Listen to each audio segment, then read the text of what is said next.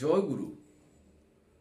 আপনারা দেখবেন পরম পূজ্যপাদ শ্রী আচার্যদেবের কাছে সকালবেলা এবং বলতে পারেন সন্ধ্যায় প্রার্থনার পর বিভিন্ন বিষয় সম্বন্ধে বিভিন্ন মানুষের নিবেদন থাকে, তাই না?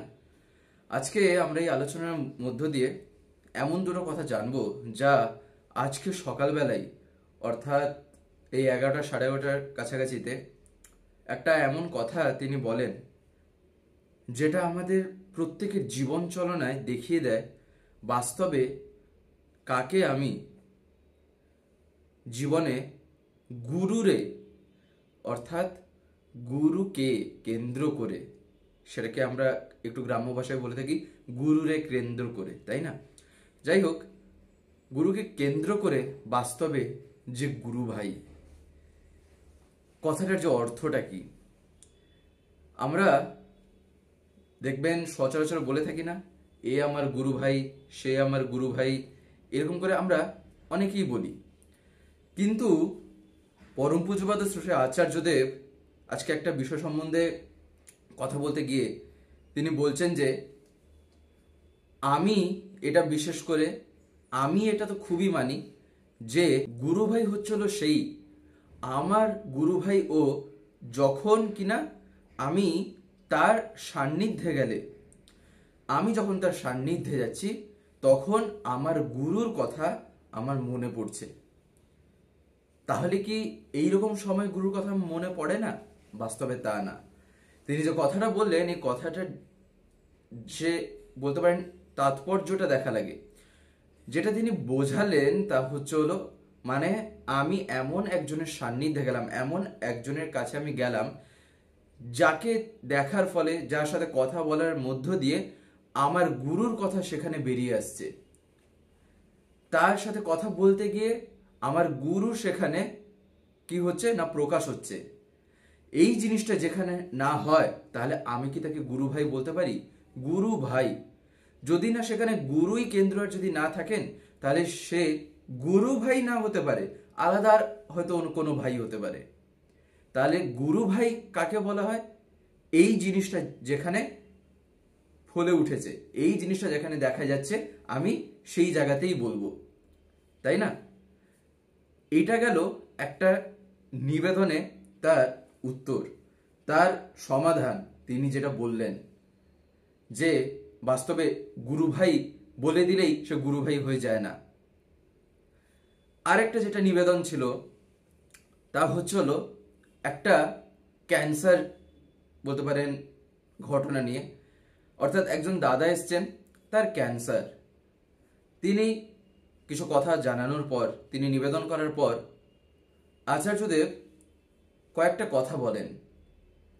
সেই কথাগুলি হচ্ছিল এতটাই মনে শক্তি দেয়, এতটাই নিজেকে সেই জায়গায় দৃঢ় করে তোলে যে ক্যান্সারটা যেন কিছুই না।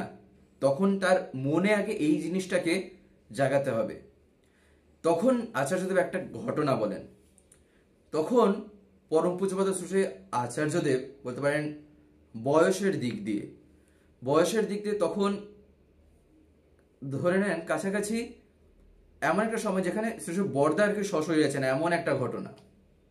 এবারে সেই সময় একজন দাদার ক্যান্সার হয়।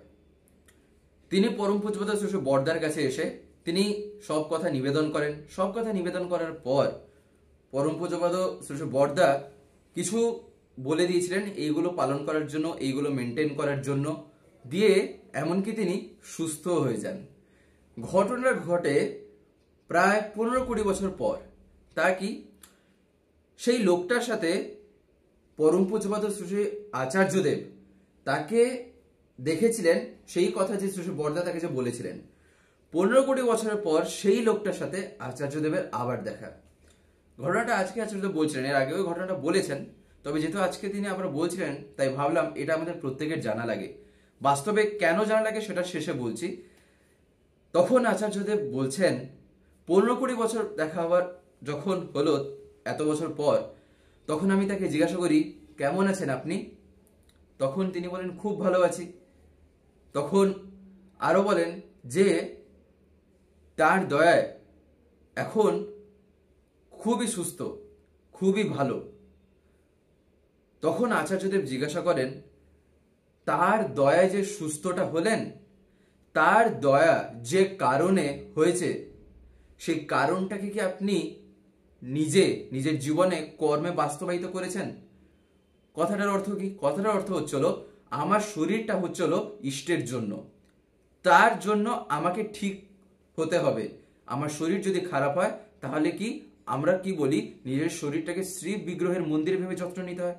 তাই আচার্যদেব তখন তাকে বলছেন যে আপনাকে তো শ্রী বর্দা এই কথাগুলো বলেছিলেন, আপনি সেগুলো পালন করে সুস্থ হয়েছেন, কিন্তু আপনি এবারে তার জন্য কতটুকু আপনার জীবনটাকে কাজে লাগিয়েছিলেন এই 15-20 বছরের মধ্যে? তখন তিনি চুপ, কিছুই আর বলছেন না। তখন পরম পূজ্যপাদ আচার্য বলেন, তাহলে এই ক্ষেত্রে তিনি যে জিনিসটার জন্য আপনাকে দয়াটা করেছেন, আপনি কি সেটা সেই রকম ভাবে নিজের জীবনে পরিপালন করতে পারলেন? করতে পারেননি। 15-20 বছর ধরে তাহলে আপনার কোনো কিছুই আপনি করেননি, শুধু আপনার শরীরটাই কি হয়েছে, আপনি ভাবছেন ঠিক হয়ে গেছে, কিন্তু সেটা ঠিক করে সেটা মেনটেন করার যে ব্যাপারটা, সেটা হয়নি। তৎক্ষণাৎ তখনই আচার্য বলছেন, ঠিক 1 বছর যায়, শুনতে পান সে লোকটা মারা গেছে। 15-20 বছর ধরে তার দয়ায় বেঁচে ছিল, কিন্তু ঠিক এই কথাটা যেদিন আচার্য বলেছেন যে আপনি কি করেছেন আপনার জীবনে, তার 1 বছরের মধ্যেই তিনি মারা যান। তখন এবারে কি হয়, তার ছেলের কয়েক বছর পর ক্যান্সার ধরা পড়ে। সেই লোকটার ছেলে যে, তার ক্যান্সার ধরা পড়ে। তখন পরম পূজ্যপাদ আচার্যদেবের কাছে সে এসেছে কি না, আমার বাবাকে শ্রী শ্রী বর্দা ঠিক করে দিয়েছিলেন, এবারে আপনিও আমাকে একটা কিছু বলে দেন যাতে আমিও ঠিক হয়ে যাই, যাতে আমারও ইয়ে হয়। তখন আচার্যদেব জিজ্ঞাসা করছেন,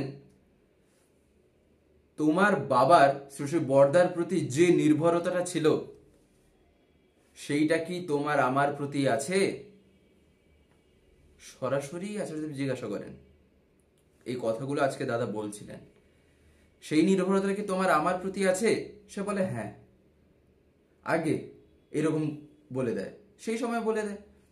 তখন পরম পূজ্য শ্রী আচার্যদেব শ্রী দাদার সাথে কিছু কথা বলার পরে তিনি বলে দেন কি কি করতে হবে বা কি করা যেতে পারে এই সময়, এই স্টেজে।